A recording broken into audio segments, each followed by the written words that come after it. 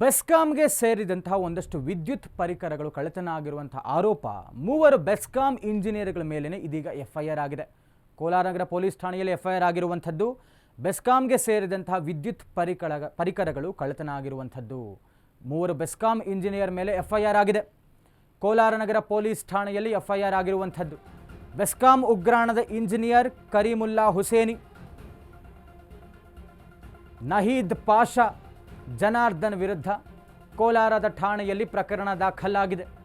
ಸಾಮಾಜಿಕ ಕಾರ್ಯಕರ್ತ ಕೆಸಿ ರಾಜಣ್ಣ ಕೊಟ್ಟಂತಹ ದೂರಿನ ಅನ್ವಯ ಎಫ್ಐಆರ್ ದಾಖಲಾಗಿದೆ. ಕೋಲಾರದ ಇಂಜಿನಿಯರ್ ವಿಭಾಗದಲ್ಲಿ ಕಳ್ಳತನ ಆಗಿರುವಂಥದ್ದು 2.10 ಕೋಟಿಗೂ ಅಧಿಕ ಮೌಲ್ಯದ ವಿದ್ಯುತ್ ಪರಿಕರ ಕಳ್ಳತನ ಆಗಿದೆ. ಮೂವರು ಬೆಸ್ಕಾಂ ಇಂಜಿನಿಯರ್ಸ್ ಮೇಲೆ ಎಫ್ಐಆರ್ ಆಗಿರುವಂಥದ್ದು. ಕೋಲಾರ ನಗರ ಪೊಲೀಸ್ ಠಾಣೆಯಲ್ಲಿ ಎಫ್ಐಆರ್ ಆಗಿದೆ. ಬೆಸ್ಕಾಂ ಉಗ್ರಾಣದ ಪರಿಕರಗಳು ವಿದ್ಯುತ್ ಪರಿಕರ ಕಳ್ಳತನ ಆಗಿರುವಂಥ ಆರೋಪ ಹತ್ರ 2.10 ಕೋಟಿ 2 ಕೋಟಿಗೂ ಅಧಿಕ ಮೌಲ್ಯದ ವಿದ್ಯುತ್ ಪರಿಕರ. ಮೂವರು ಬೆಸ್ಕಾಂ ಇಂಜಿನಿಯರ್ಸ್ ಮೇಲೆ ಎಫ್ಐಆರ್ ಆಗಿದೆ. ನಹೀದ್ ಪಾಷಾ, ಜನಾರ್ದನ್. ಡೀಟೇಲ್ಸ್ ಕೊಡ್ತಾ ಹೋಗ್ತಾರೆ ನಮ್ಮ ಪ್ರತಿನಿಧಿ ರಾಮು. ಬೆಸ್ಕಾಂಗೆ ಸಂಬಂಧಪಟ್ಟಂತ ಹತ್ರ 2 ಕೋಟಿಗೂ ಅಧಿಕ ಮೌಲ್ಯದ ವಿದ್ಯುತ್ ಪರಿಕರಗಳು ಕಳ್ಳತನ ಆಗಿರುವಂತಹ ಆರೋಪ ಮೂವರು ಬೆಸ್ಕಾಂ ಇಂಜಿನಿಯರ್ಸ್ ಮೇಲೆ ಇದೀಗ ಎಫ್ಐಆರ್ ಆಗಿದೆ. ಏನಾಗಿದೆ ಅನ್ನುವಂಥ ಡೀಟೇಲ್ಸ್ ಕೊಡೋದಾದ್ರೆ ಖಂಡಿತವಾಗ್ಲೂ ಸಂತೋಷ್, ಏನು ಒಂದು ಬೇಲಿ ಎದ್ದು ಹೊಲ ಮೇಯುವಂತ ಒಂದು ಸಾಮ್ಯತೆ ಏನಿದೆ, ಈ ಒಂದು ಸಾಮ್ಯತೆ ಕೆಇಬಿ ಅಧಿಕಾರಿಗಳಿಗೆ ಹೋಲಿಕೆ ಆಗುತ್ತೆ.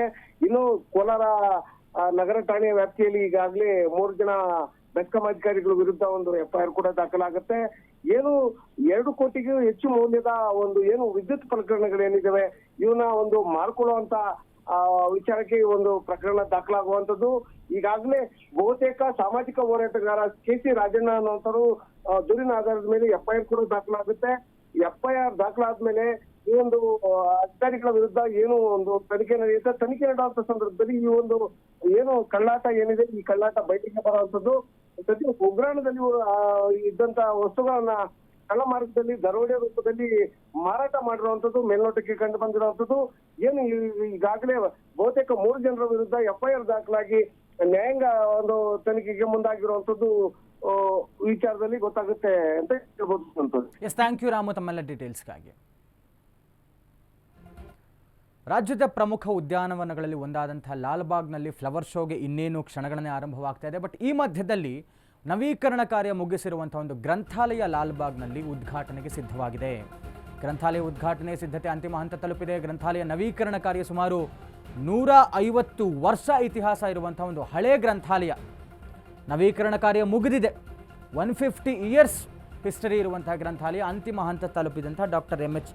ಮರಿಗೌಡ ಗ್ರಂಥಾಲಯ ಲಾಲ್ಬಾಗ್ನಲ್ಲಿರುವಂಥದ್ದು.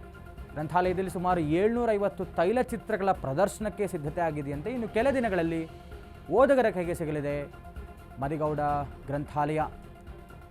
ಲಾಲ್ಬಾಗ್ನ ಗ್ರಂಥಾಲಯದಲ್ಲಿ ಈ ಲೈಬ್ರರಿ ಕೂಡ ಅಳವಡಿಕೆ ಮಾಡಲಾಗಿದೆ. ಪುಸ್ತಕಗಳನ್ನು ಸ್ಕ್ಯಾನ್ ಮಾಡಿ ತೆಗೆದುಕೊಳ್ಳಬಹುದು.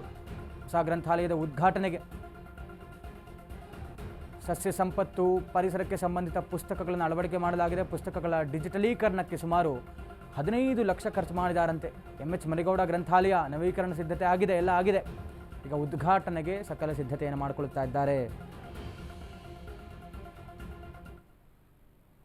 ಮನ್ರು ಅಂತಕ್ಕಂಥವ್ರ ಕಾಲಘಟ್ಟದಲ್ಲಿ ಇದನ್ನು ನಿರ್ಮಾಣ ಆಗುತ್ತೆ.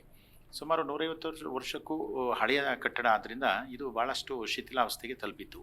ತದನಂತರ ನಾವು ನಮ್ಮ ಒಂದು ತೋಟಗಾರಿಕೆ ಇಲಾಖೆ ವತಿಯಿಂದ ಏನು ಆರ್ಕಿಯಾಲಜಿ ಡಿಪಾರ್ಟ್ಮೆಂಟ್ ಪರಂಪರೆ ಇಲಾಖೆಗೆ 1 ಕೋಟಿ ರುಗಳ ಏನು ಮೊತ್ತವನ್ನು ಠೇವಣಿ ಇಟ್ಟು ಸುಮಾರು 2 ವರ್ಷಗಳ ಕಾಲ ಈ ಒಂದು ಸಂರಕ್ಷಣಾ ಕಾರ್ಯವನ್ನು ತೆಗೆದುಕೊಂಡಿದ್ದಾರೆ.